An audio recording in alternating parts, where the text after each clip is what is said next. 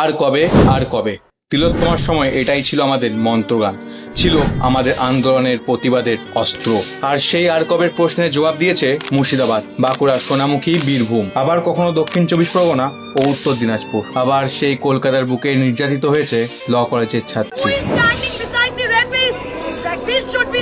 সেই ধর্ষকরা থেমে থাকেনি, কখনো চাকরির নাম করে, আবার কখনো ফাঁকা রাস্তায় একা কিশোরীকে পেয়ে দল বেঁধে জানোয়ারদের মতো হত্যা করেছে সেই নিষ্পাপ আত্মাকে। আবার নেতারাই ভুলে গেছে তাদের করণীয় কর্তব্য।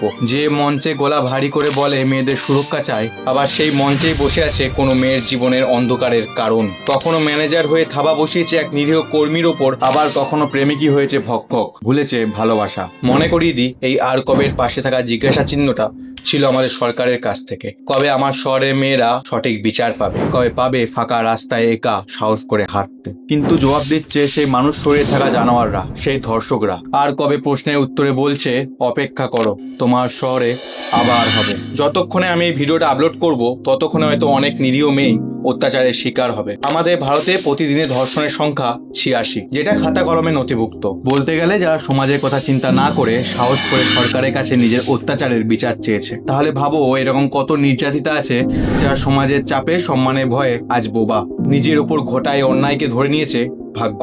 যেখানে শুধুমাত্র বাংলায় 48,000-এরও বেশি রেপ ও পস্কোর মামলা পেন্ডিং আছে, সেখানে আমরা আবার বিচার চাইছি। যে শহরে রেপ একটা জঘন্য ক্রাইমের থেকে বেশি রাজনৈতিক প্রসঙ্গ, যেখানে ধর্ষক শনাক্তর আগে ধর্ষক কোন দলের ভোটার সেটা বড় প্রশ্ন হয়ে ওঠে, সেই শহরের মেয়েরা নিরাপদ কি করে? আজকের দিনে ধর্ষণ শুধুমাত্র একটা রাজনৈতিক কাদার খাল, যেখান থেকে এক দল অন্য দলের গায়ে কাদা ছুটতে পারে, কিন্তু নির্যাতিতাকে সঠিক বিচার দিতে পারে না। ধর্ষকদের সাথে তারাও মানুষ নয় যারা এটাকে নিয়ে রাজনীতি করে। দুর্গাপুরের আইকিউ সিটি কি কলকাতার ল কলেজ কি আমাদের তিলোত্তমা, এইসব সংবাদ মাধ্যমের হেডলাইন হয়েছে বলে হয়তো আজ আমরা প্রতিবাদী, নাকি এদের গল্প ধামাচাপাইতে ব্যর্থ সরকার, তাই হয়তো জানতে পেরেছি এই নির্যাতনের কথা।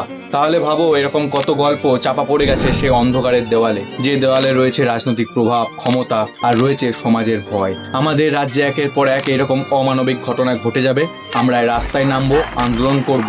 ধর্ষকের পলিটিক্যাল সাপোর্ট থাকলে না হয় বাদ দিলাম, আর যদি না থাকে তাহলে হয়তো শাস্তি পাবে।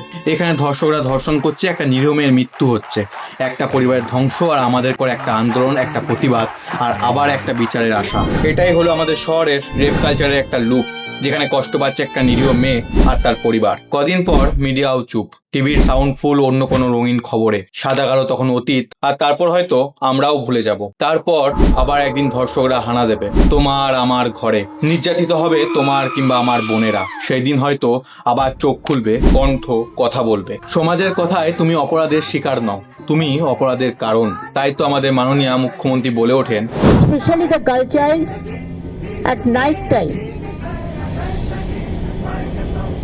they should not be allowed to come out in the outside.